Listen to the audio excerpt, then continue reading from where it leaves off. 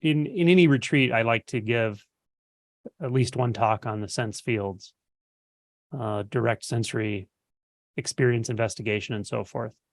And the guided meditation this morning was along those lines. It was a direct pointing into the sense field, starting with the physical sense, the body sense, and into sound and the visual experience.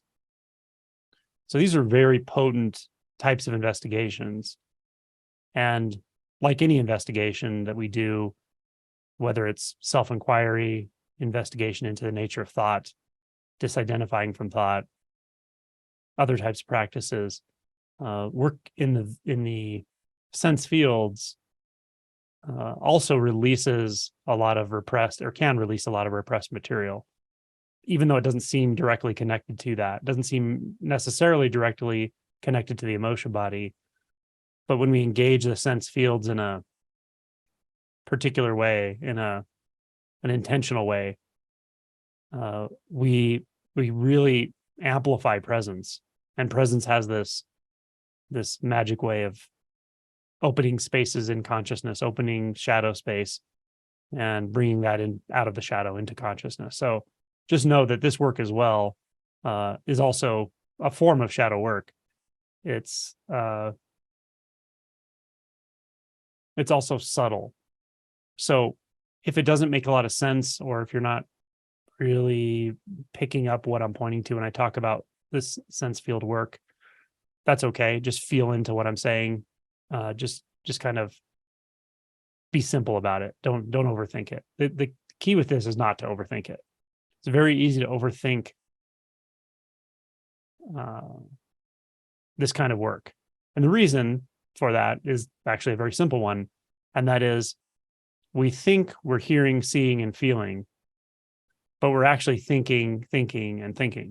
So we're not blind, deaf, and without sensory experience all day long, but attention touches into those experiences very briefly and very quickly turns into a thought, turns into a perception, turns into an internal model of the world, and then turns into an internal narrative, right? The dialogue and all of it.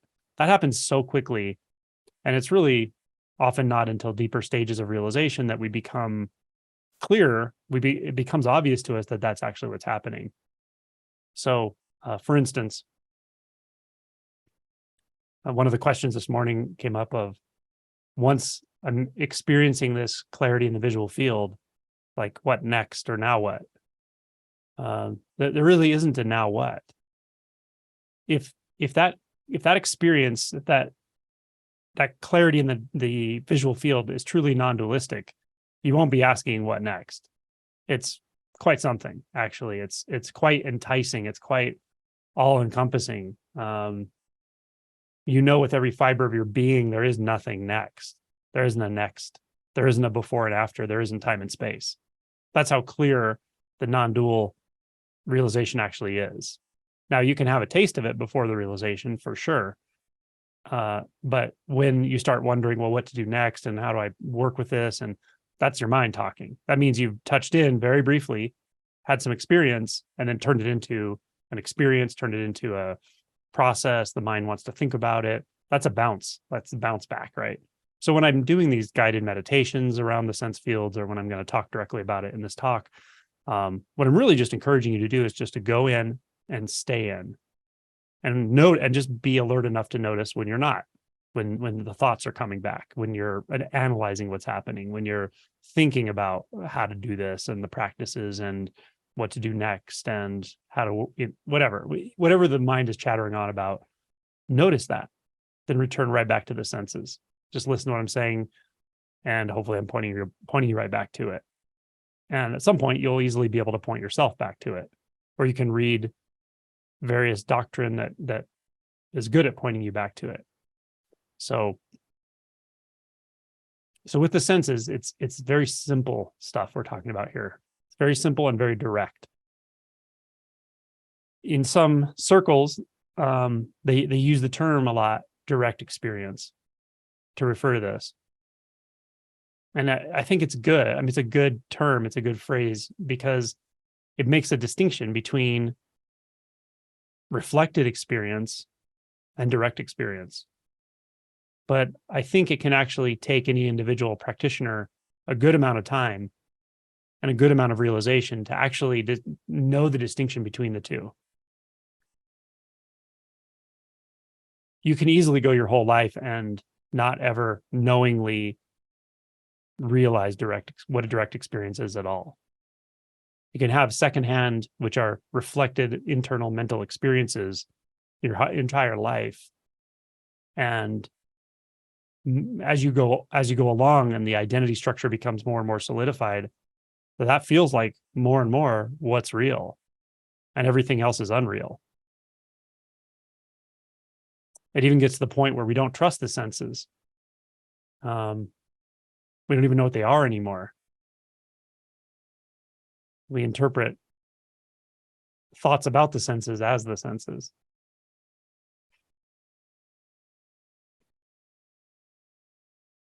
The other caution I'll give about this, or something to kind of look out for a bit, is if you're very scientific minded. When I'm talking about the senses, if you were a neurologist or a neuroscientist or someone who reads that kind of stuff, it may be very easy for you to start to think about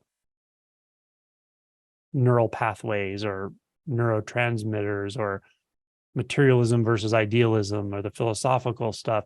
It's very easy to get in your head about any of this stuff, or photons striking your retina.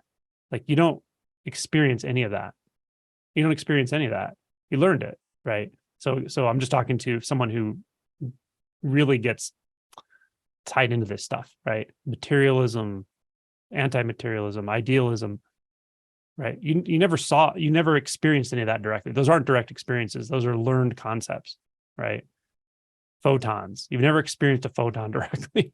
Not a photon. Not light emanating.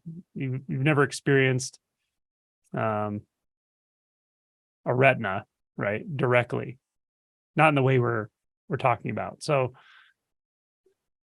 if our minds are starting to come up with these concepts during this, right?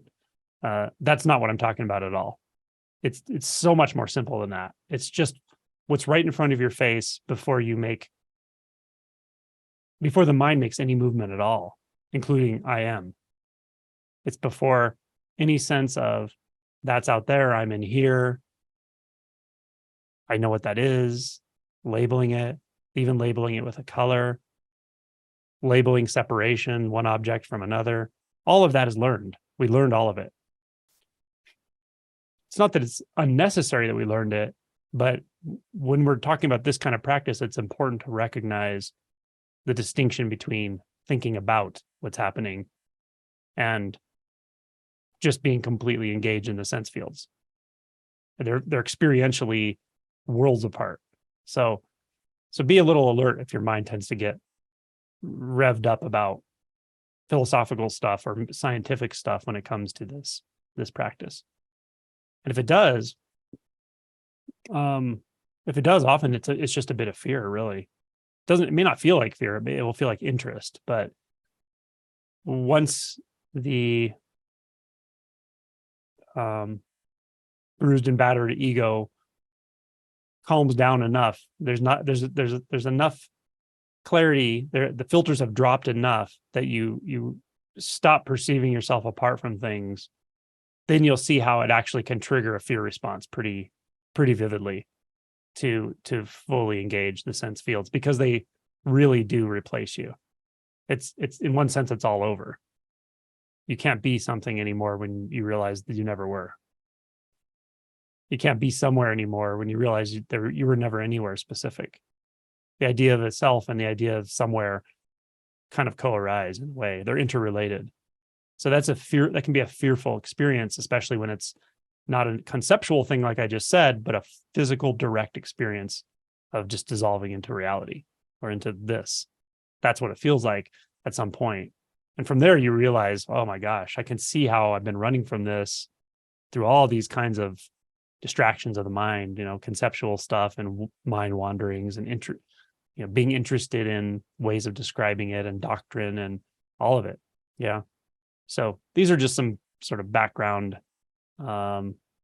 pointers to emphasize that this is a very simple, very direct, very innocent approach or engagement with the sense fields. But it requires a little bit of vigilance to notice when we've bounced back into the mind, we bounce back into concepts, we bounce back into self, saying, oh, I'm here and that's out there in one version or another. So if all that's helpful, great. If not, you don't really have to think about it, because what we're going to talk about teaches itself. It's immediately available all the time.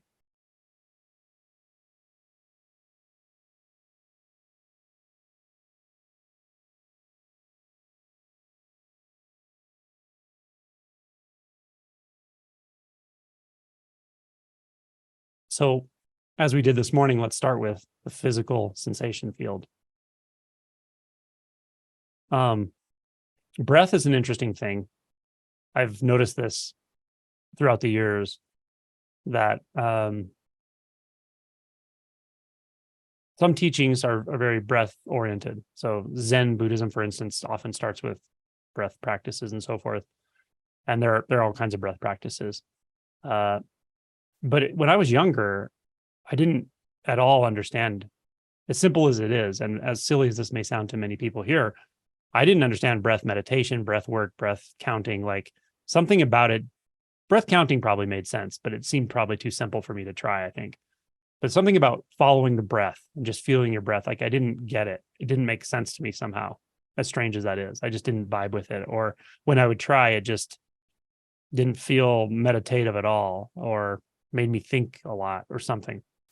In retrospect, it probably was because it wasn't broken down in simple enough terms, for me at least, because I was so in my head. So it became conceptual so quickly.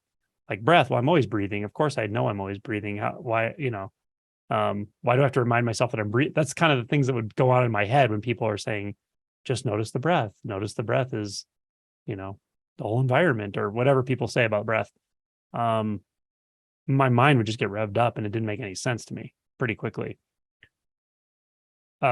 Perhaps, I don't know, because I can't go back in time, but perhaps if someone had said, somehow shown me how to find the sensations of breath, what it feels like to feel the chest move, what it feels like to feel the belly move as you breathe in and out. Even by really focusing your attention in a certain way, you can feel what breath feels like coming in and out through the mouth, like the breath moving over the tongue. These kinds of approaches can be really powerful. And I do think that the breath being there all the time, it's a good entry point, because it has that voluntary, involuntary aspect to it. You can voluntarily regulate the breath, and if you don't think about it, it's already regulating itself. So it's a good place to start. But when I talk about the breath, I really want to emphasize that I'm talking about the sensation of breathing, not talking about imagining the body, or imagining the lungs, or imagining the chest moving, right? If you're staring forward, if you're looking forward, you don't see a chest, you don't see lungs, you don't see air movement. That would have to be in the mind, that would be imagined. But the sensations are there. And the sensations of the chest moving. And we can just take in the sensation. If your eyes closed, if having your eyes closed helps to tune into this, then feel free to close your eyes. This is somewhere between a meditation and a talk, I suppose. But as you notice the breath, sensations of the breath moving,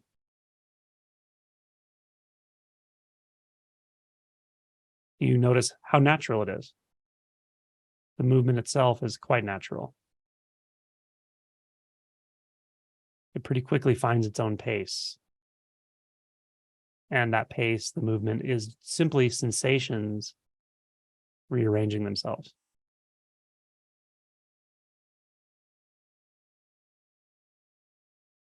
Now, if you just stay in the sensations, let those be the one route of input. of information or experience, just the sensations themselves. Then you may notice that the space in which they seem to occur, without imagining it, really isn't in some space shaped like the body. It's really not so much down in a specific place we would call the lungs or chest, if we imagine it. If we just feel those sensations, you may notice them kind of without boundary. You may notice them behind and front of wherever the center of attention appears to be, above or below. You may find them intermixing with other sense fields, like sound. It's like sound sensation.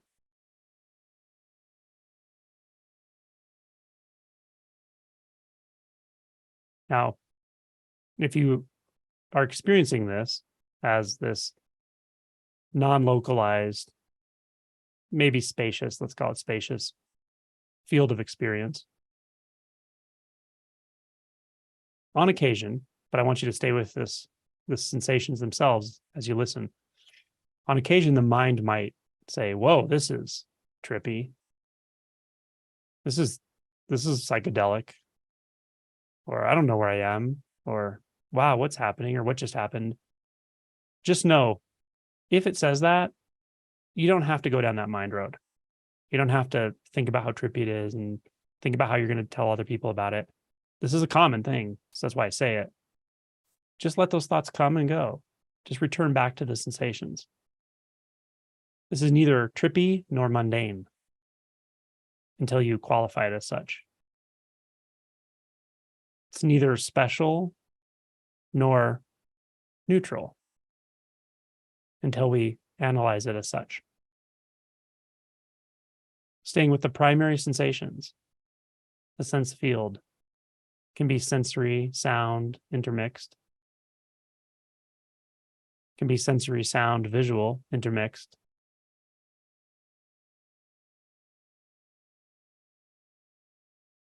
Very simple. We stay with this. It may feel like it's sort of undulating,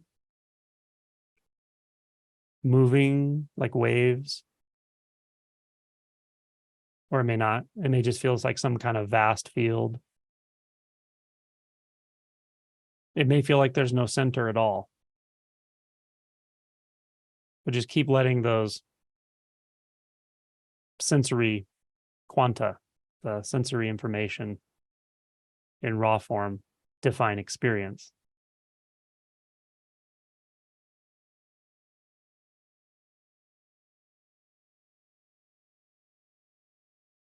This is neither far nor near.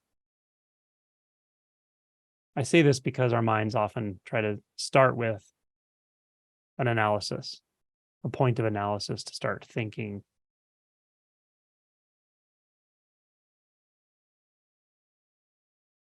So the sensory experiences are neither intense nor subtle, really.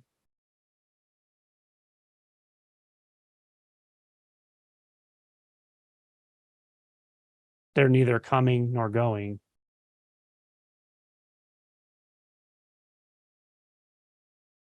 The wholety of this experience, the whole entirety of this experience is neither coming nor going. It's neither time bound or timeless until we start to try to label it.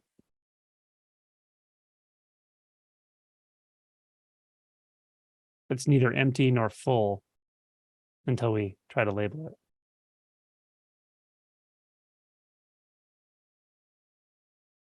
With the visual field specifically, just take it in as a mosaic.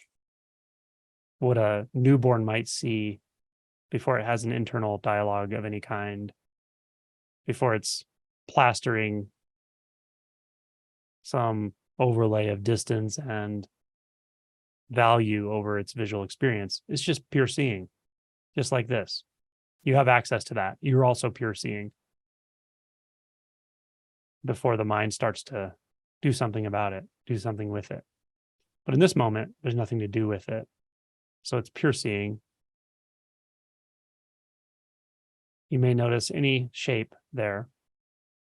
You may notice where one shape seems to stop and another shape next to it seems to begin. Perhaps a light and a dark margin of anything. Just notice something like that. Stay with the visual, wide open perspective, as well as the physical and the sound. But we're working a little bit in the visual here. So notice you could label, I'm just going to use the example of something dark and something light, which happen to be next to each other. You can use two colors or anything that looks like a line. So you could say, well, one of them is this, you could label it, and the other is that. That's what makes those two distinct objects, for instance. Now, what if you don't label it? What if you don't say that? What if you don't add those labels that you learned? Look right at it. Is there actually a boundary? You could start to imagine, well, one of them's made out of this and one's made out of that. So I know they're different material. But those are all thoughts, right? You don't find that in the visual experience at all. Not even a little bit. So return yourself to that visual experience and don't imagine materials. Don't imagine composition. Now, how do you know there's a boundary? How do you know there's separation?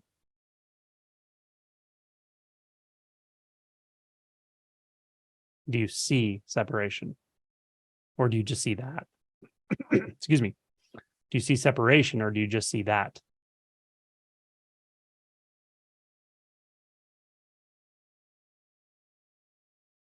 If you want to get more detailed with this kind of exploration, you can look right at the very, very, very edge between, again, something light and something dark, something of one color versus another color, where conventionally an object would end and another one would begin. Just look right at the very, very edge. Don't try to make anything happen at all. Don't try to figure it out or discern anything. Just look at the edge of it, what appears like an edge. Now take away anything you've ever known about edge.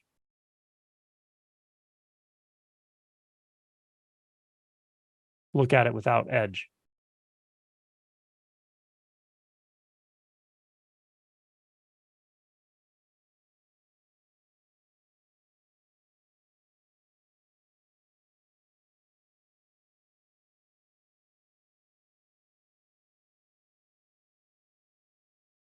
Now you may notice the quality change somewhat in the visual field. That's perfectly okay. You don't need to think about it. No taking notes here. Pure experience.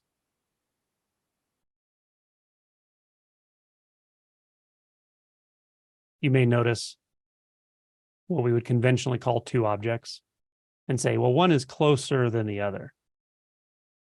That's how I know they're two different things. Okay. Let's keep looking.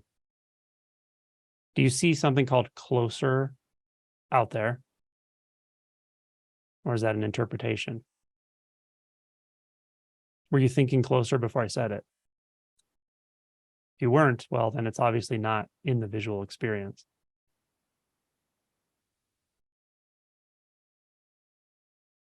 So what if we take closer and farther away?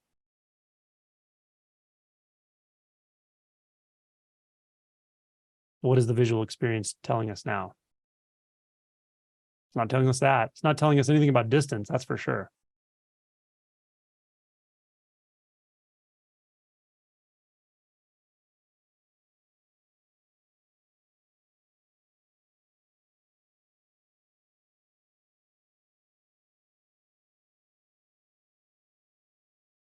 Now, this one might feel a little strange, but we're going to just notice that whatever's out there, apparently out there,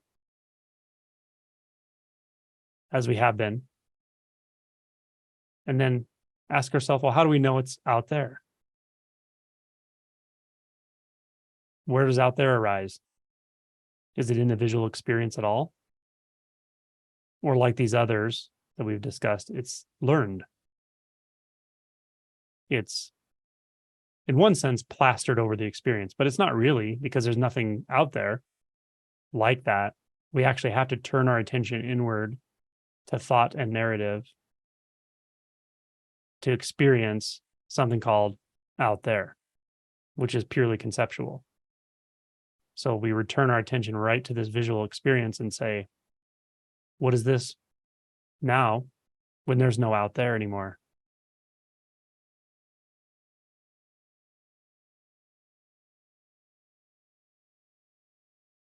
Remember, no taking notes, no recording your experience to tell yourself later or to tell your friends. Just let the experience clarify itself naturally.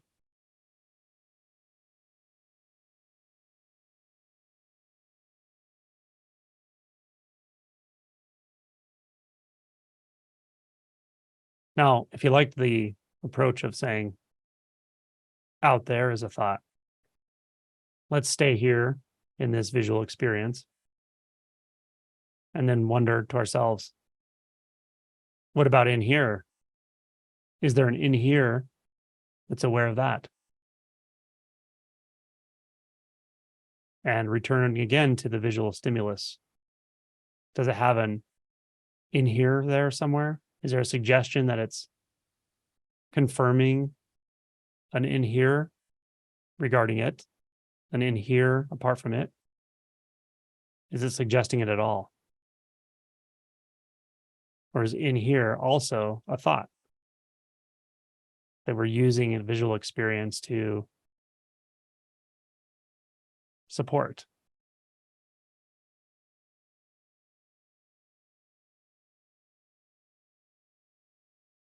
So now we can ask ourselves regarding this experience, this visual experience, pure experience, what is this now when there's no out there and no in here?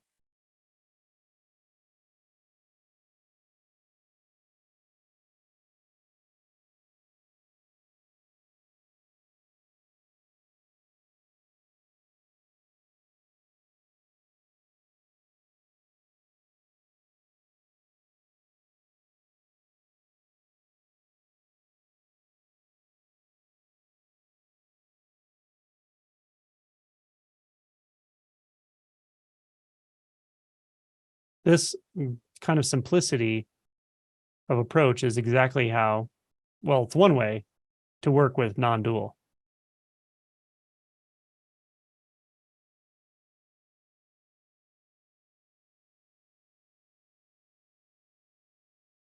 Where are you experiencing an inside? Where are you experiencing an outside? It seems like we're using the visual field all the time to confirm that. But as we just confirmed, there's nothing in the visual field that suggests that at all. At all. Nothing. Nothing that even suggests it. It's all thought. So inside and outside are thought. But you don't even need to conclude that. Just stay with the visual experience.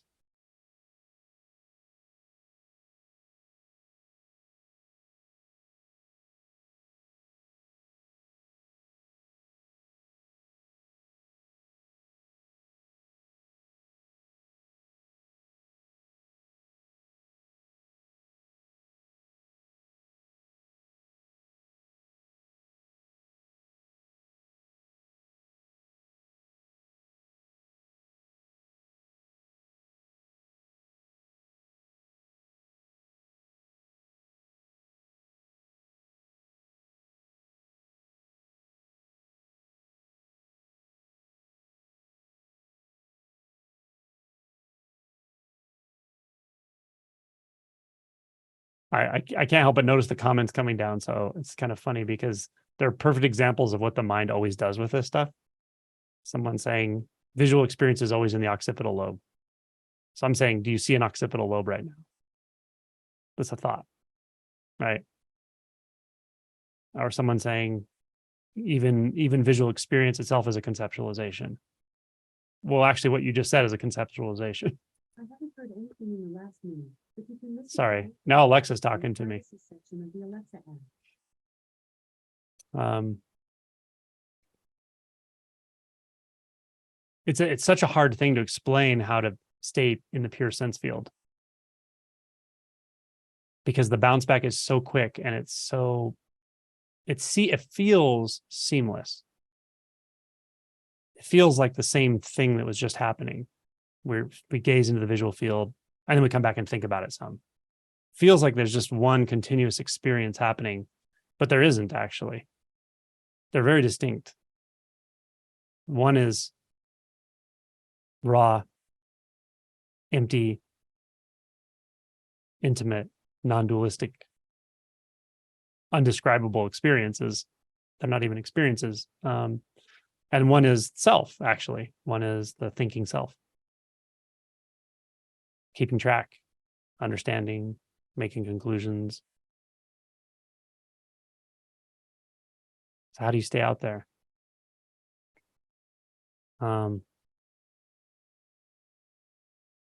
One answer, and it's probably a reasonably good answer, is that much of the time, I can't say anything universal about this because people are so different. Much of the time, this becomes much easier once there's equanimity, once reactivity has gone.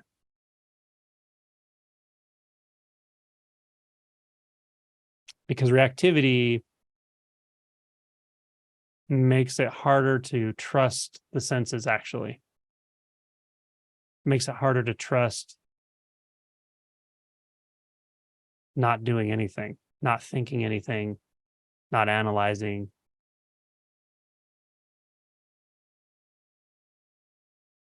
And reactivity, as I've said before, is really only in thought.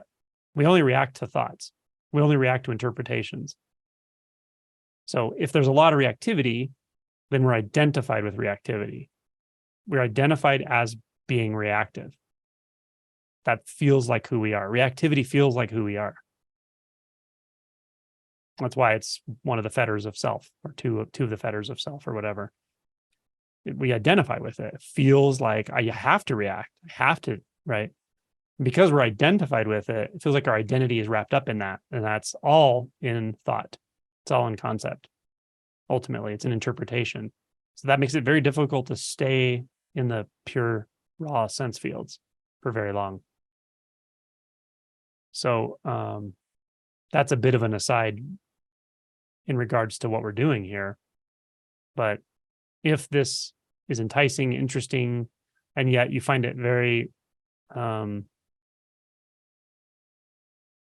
fleeting or evasive, then look for reactivity. Do some more reactivity work. See where you may be reacting to things around you and so forth. Or just meditate for a long time. Cultivate a samadhi. And this is typically easier when the mind is just generally calm.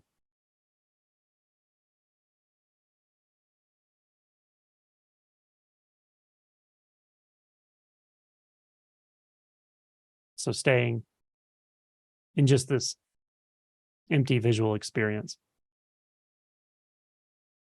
There's a line in the Shin Ming that says, all changes in this empty world are, all changes in this empty world seem real because of ignorance.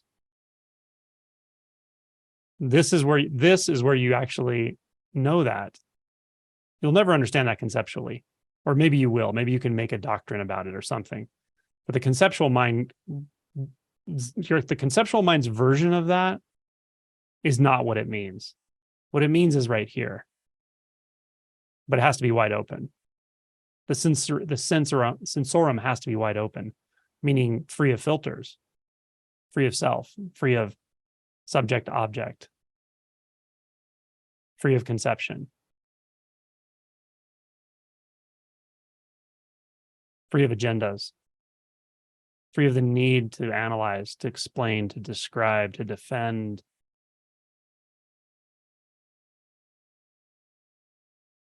And you can be free of all that, of course. But all changes in this empty world seem real because of ignorance. Why is this world empty? Because there are no objects in it. Does that mean there's nothing here? There's no thing here? No. There's neither something nor nothing here. There's not even a here. But it's not needed. Because it's never been needed, because it's never been the case.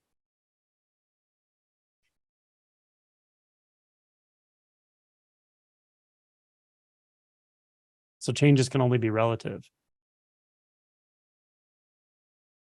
And they can only be conceptions ultimately.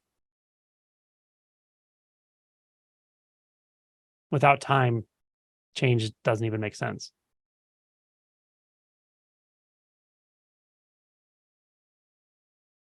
And here you know the timeless as primary, as very obvious, the only possibility.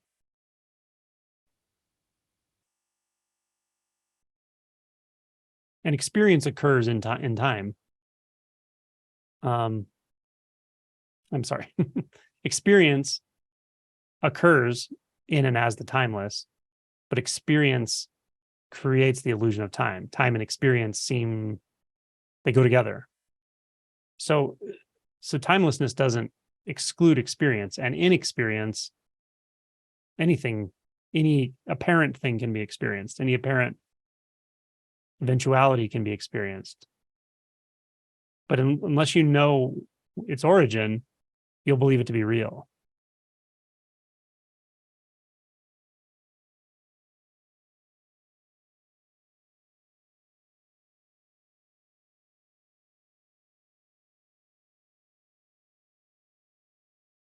So when you see everything's origin, which is no origin, but you see it, you can see it, then it changes everything.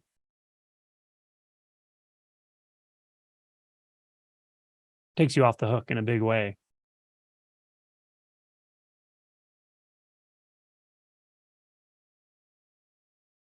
It shows you what a farce all of the struggle has been, the suffering, the trying to end suffering, the trying to preserve some self structure. All of it's been a farce.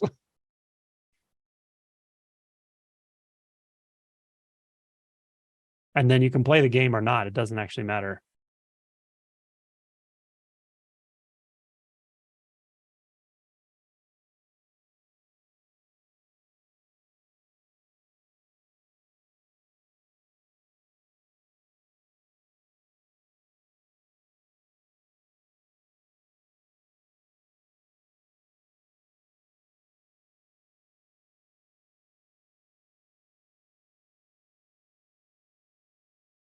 Yeah, and this isn't something that stabilizes either, because there's nothing to stabilize. It's neither stable nor unstable.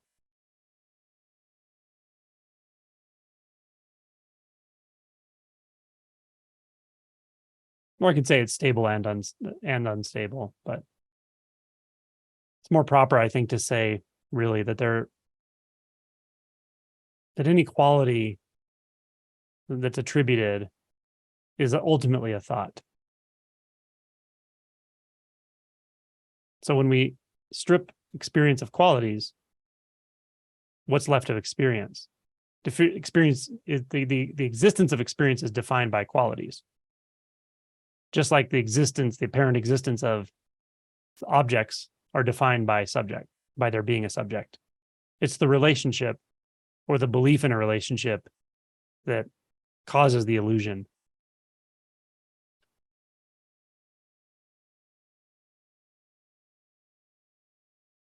And the illusion is perfectly okay as well, of course. How could it be other? But when you only see illusion, something instinctual tells you they're suffering. Something to discover, uncover, rectify.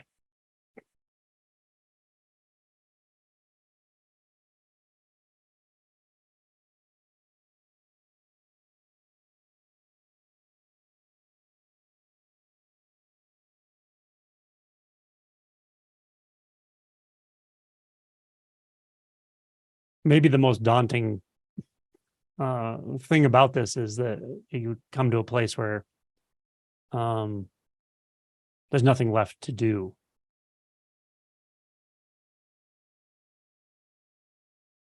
Then apparent doing can happen or apparent not doing can happen, but there's no buy-in.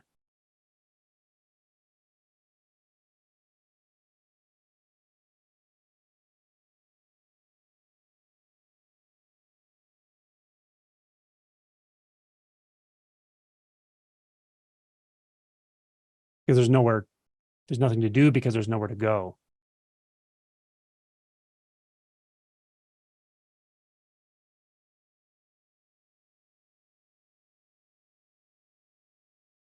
Going ends up being a thought.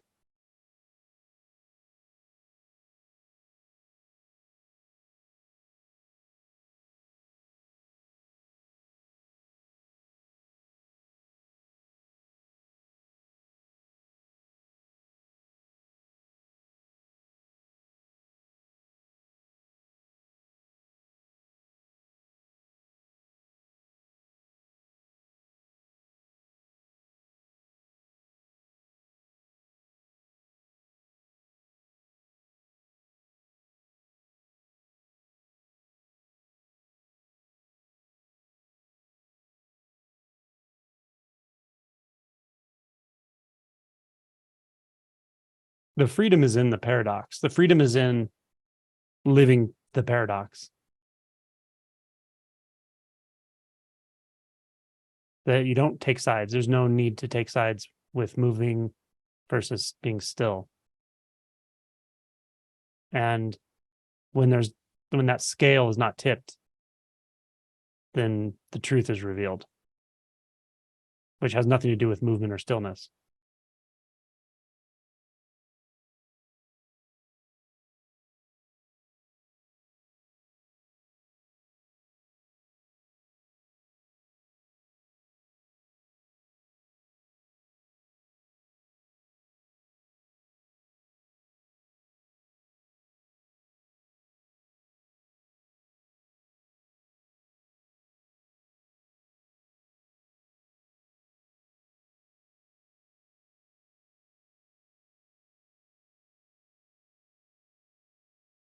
I hope you're still out in the visual field.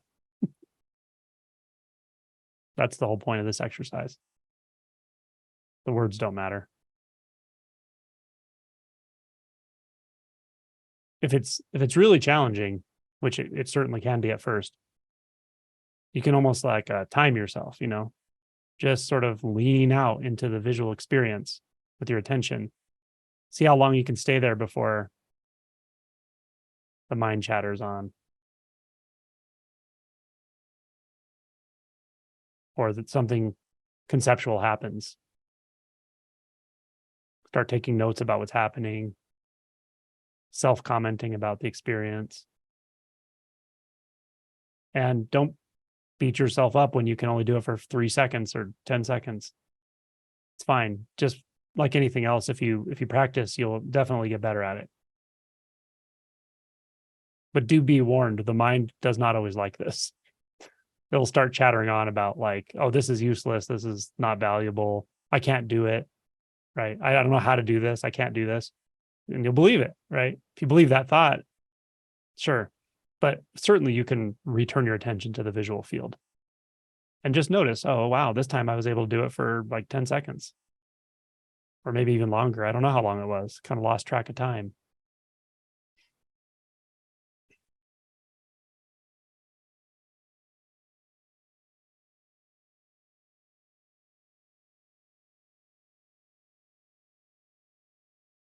How are we doing on time, Chad?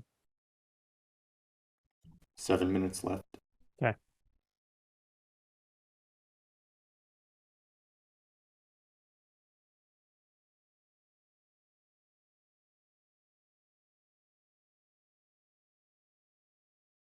But yeah, anyone who's interested in this or finds some value in what we did, just go back through these exercises. This is the kind of thing where sustained effort or repeated effort with these very, very simple questions about where the edges of things are, where distance is, all of it,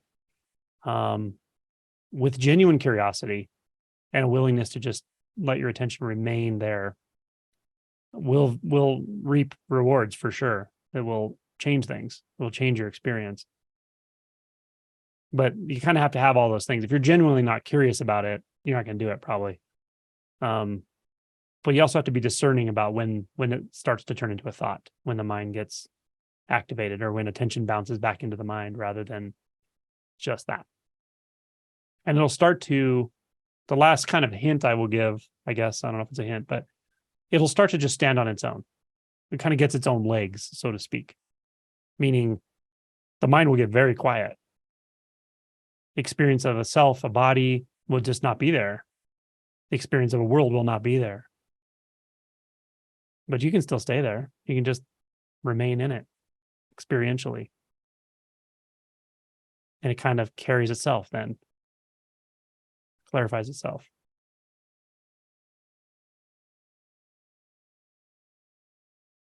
And it becomes rather fascinating, let's say.